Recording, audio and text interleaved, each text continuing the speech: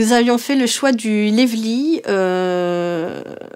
vraiment dans une optique un peu plus engagée, parce qu'il y a plein de petites choses qu'on peut mettre en place qui n'ont pas de coût réel sur l'entreprise, mais le lève-lit a un coût vraiment qui impacte sur l'entreprise.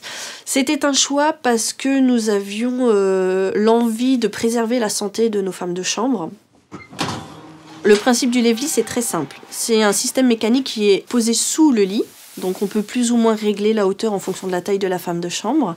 Ça permet à la femme de chambre de faire son lit, de défaire son lit, puis de refaire son lit sans avoir à se pencher.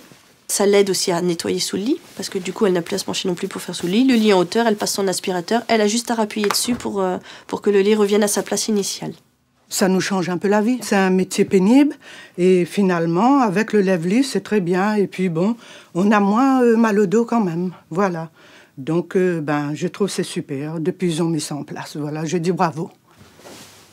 Le bénéfice de cette installation est vraiment palpable. Au quotidien, ça va être moins de fatigue par rapport à vos équipes.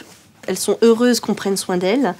Le travail est mieux fait, les lits sont mieux faits, mieux tirés. Et puis, ça a un coût, certes, mais ça vous permet de réduire vos accidents de travail, vos arrêts maladie, donc impacter sur vos cotisations patronales. Ce qui peut ne pas être négligeable au cas où, et puis vous pérennisez votre équipe. À mon avis, c'est intéressant que chacun commence à investir dans quelque chose, rien que pour voir, par rapport à votre personnel, que vous faites quelque chose dans leur sens. Il y a du donnant-donnant.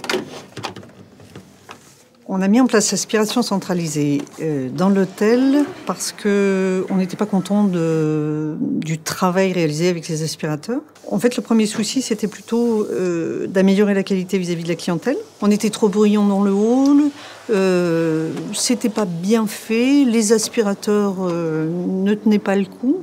Et puis, parallèlement à ça, on avait quand même beaucoup de soucis par rapport aux femmes de chambre qui se plaignaient des escaliers, etc. Alors, c'est un vrai investissement parce qu'il faut le faire bien. Vous êtes obligé de passer des colonnes verticalement et horizontalement dans tout votre hôtel. Donc, c'est vraiment très technique. Mais après, une fois que l'installation est faite, vous gardez ça ad vitam aeternam.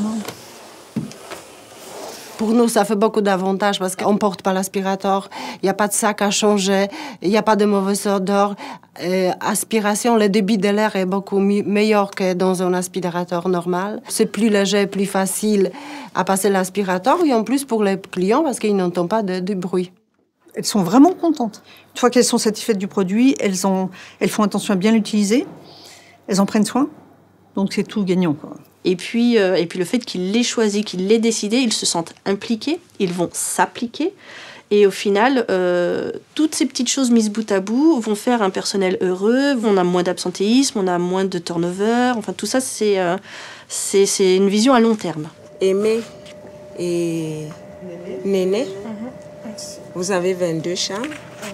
Cécile, on a décidé de mettre en place le travail en binôme dans cet hôtel parce qu'on a acheté du nouveau matériel, dont des matelas très épais. Et les lits étaient énormes, elle ne pouvait plus les faire toute seule. Donc on a décidé de travailler en binôme. C'était des craintes au départ. C'était des changements des habitudes des gens et c'est lourd à gérer. C'était le changement de planning, c'était le changement de jours de repos de certaines personnes. C'était un changement dans la façon de travailler. Au niveau des gouvernantes aussi, j'avais cette crainte-là aussi. Donc les femmes de chambre n'étaient pas les seules à avoir peur. Franchement, c'est bien, il faut essayer. Hein, ouais. C'est vrai, et on est moins fatigué, on est moins épuisé par rapport à avant. À deux, c'est bien, ça fait plaisir de travailler à deux, à binôme. Il n'y a personne qui est en arrêt depuis qu'il y a le binôme. Avant, on était toujours en arrêt. Et maintenant, je ne suis plus en arrêt. Et puis, on parle, il y a moins de stress.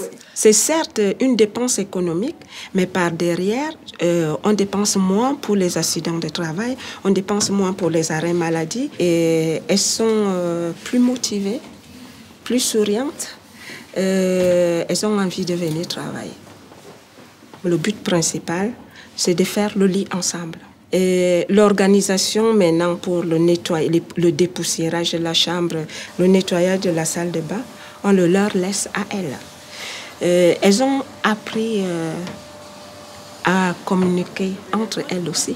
C'est un travail d'équipe, ce n'est pas une compétition. Quand on met en place un changement de méthode, déjà il faut s'assurer que la nouvelle méthode est valable, Donc il faut s'en assurer auprès des gens qui l'utilisent, mais il faut aussi s'assurer qu'elle est bien mise en place. Si on ne les écoute pas, ça peut aggraver les choses. Donc cette communication, on la fait tout le temps. C'est un travail de chaque jour.